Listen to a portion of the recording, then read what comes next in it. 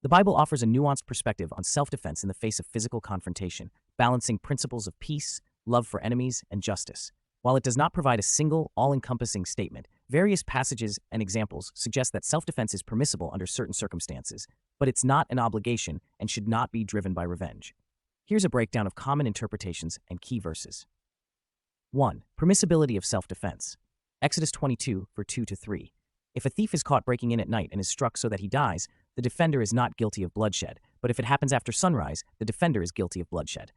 This shows that lethal force in self-defense, especially at night, is understood and permissible, while also stressing discernment. Luke 11:21.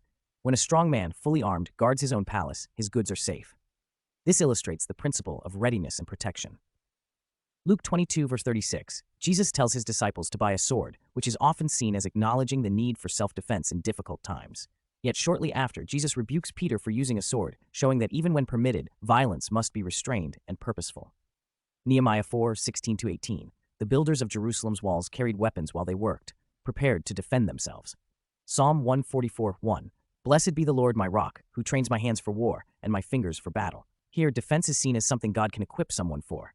Protecting others is emphasized throughout the Bible, defending the weak and standing up for justice, as in Psalm 82:4, Proverbs 31:8-9, and Isaiah 1, verse 17.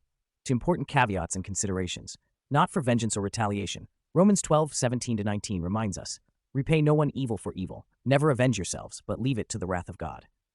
Matthew 5, verse 38-39, about turning the other cheek, is understood by many scholars as referring to non-retaliation in the face of insults or minor offenses, not life-threatening attacks.